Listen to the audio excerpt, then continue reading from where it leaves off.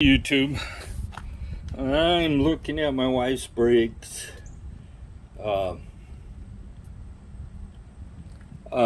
Unfortunately, for some people, they just can't. They want to see the when you work on brakes. They want to see you work on the bike that they have. For some reason, not that there's really any difference between the XP and the step through when it comes to the brakes. They're the exact same thing. Hers was rubbing a little bit, but I'm not going in depth like I did. I'm wasting time. I have somebody coming to look at something that I've advertised on Facebook Marketplace, so I figured I might as well do a video today. It is Wednesday. I haven't done one this week, I don't think. But, so,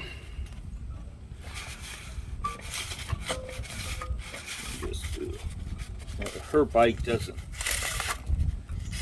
do as well on the stand as mine does, but I'm just cleaning the disc off a little bit.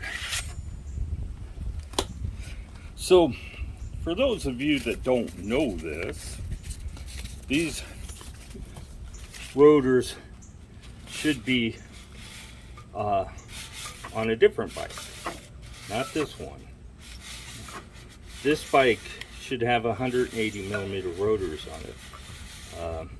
I think it was probably originally spec'd with it, and they tried to save some money with it.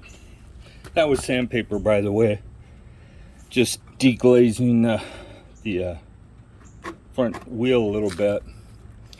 I don't know why they chose to go with 160 millimeter disc, but they did.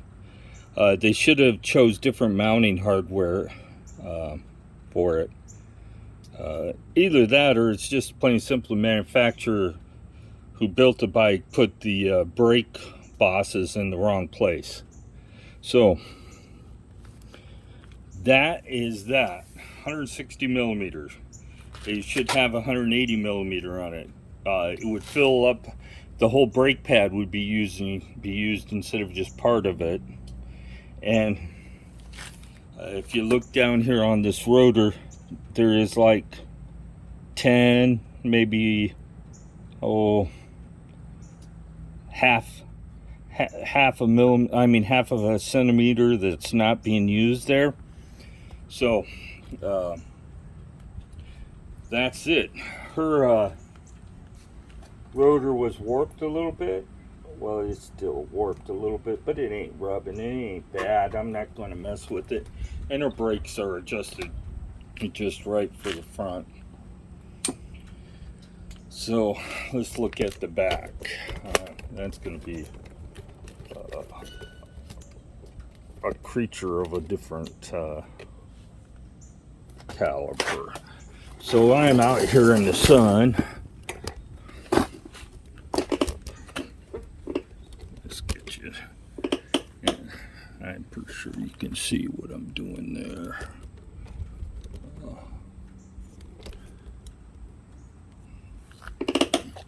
So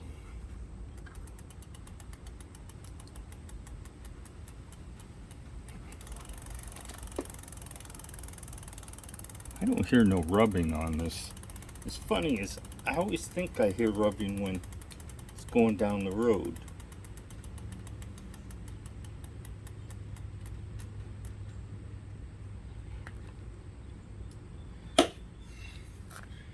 And hers, or the back is adjusted like it should be too, so I'm not going to really mess with it.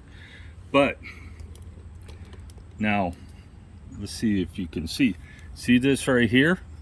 She's only using maybe 3/4 of the rotor. See, it's shiny here and not shiny there. And it's not the way that I have it mounted, it's the way the bike came. So the back rotor really isn't grabbing that much. If you look at it, it's only grabbing less than the front one is.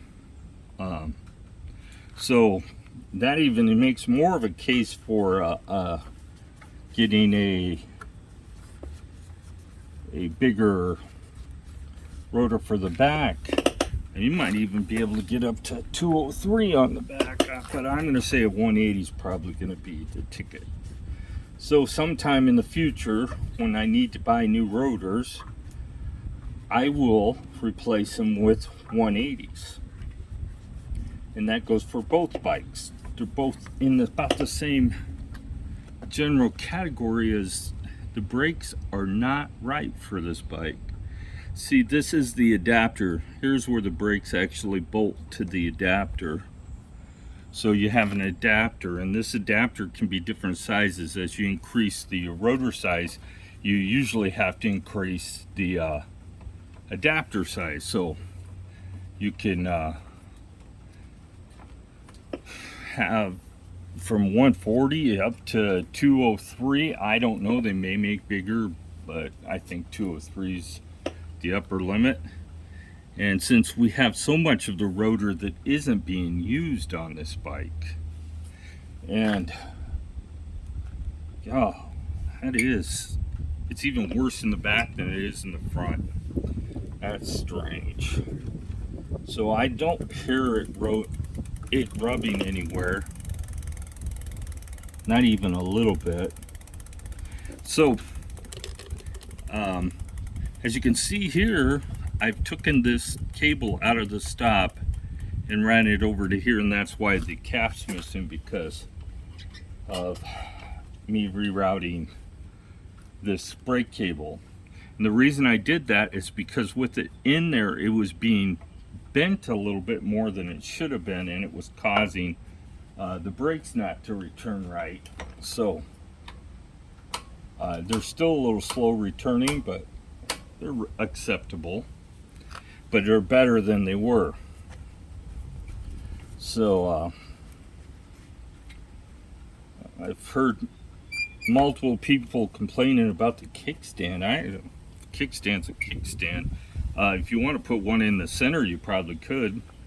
Not sure you would do much better than the one you have, but you could do that. So the brakes are, since I did this modification, the brakes have pretty much stayed like they're supposed to. So I bet you the noise I was hearing was coming from the front, because it was rubbing a little bit. Getting wet. It just rained here pretty hard not too long ago. I'm gonna go for a bike ride after this person shows up. Coming to look at a generator that we decided that we have two, so we're getting rid of one of them. So I figured we'd get rid of the newest one. The other generator's been well used, and this one has been started one time and ran for a little bit, but it hasn't. I haven't really done anything with it. It's quiet.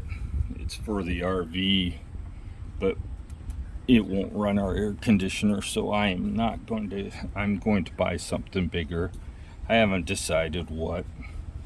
At some point I'll buy a big one. I want one generator that'll run the whole trailer that you can consistently draw 30 amps from and not worry about it shutting off. The last thing you want to do is, if you leave your doggy in the trailer and go out for a ride on your bike or something, is to come home and find your dog laying on the floor dying because it had a heat stroke.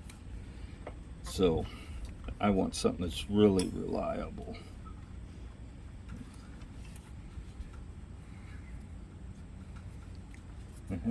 It'd be nice to be able to take her with us, but she's an old doggy, and old doggies don't learn new tricks too well, and she does not like riding in a trailer.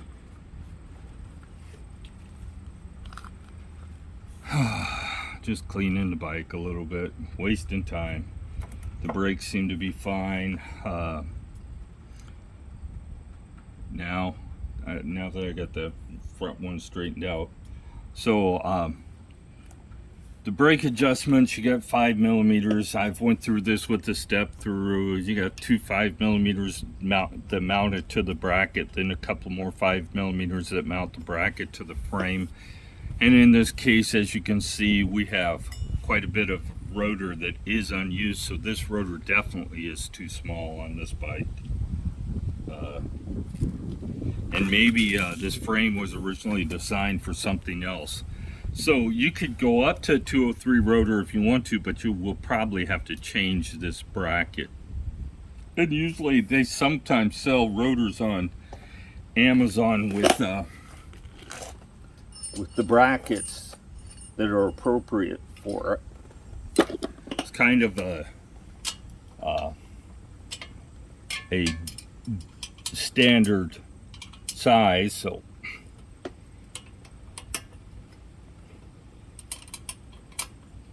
and the fact that this rotor mount is pushed as far towards the camera as I can get it, and it still could come over some more.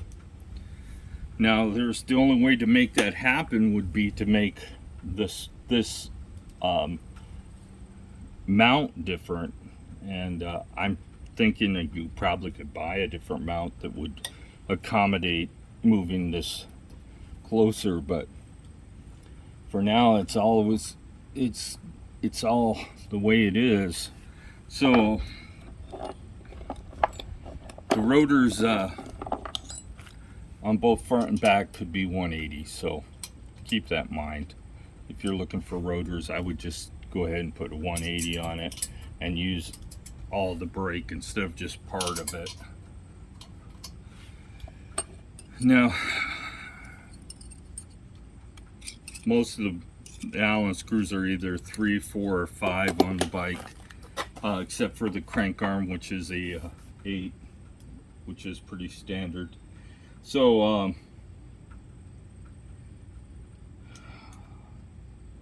if you have any questions or comments, put them in. I hope this helps those people with the step through realize that this is the same as the XP, and you can reference either video to decide how and when you need to adjust your brakes. This rotor, this is a serious problem here, though. Electric, I hope, realizes that this rotor is not the appropriate size. It's not a safety problem, but you are losing a lot of brake power because you're only using a little over half of the rotor. Well, please subscribe. Have a great day.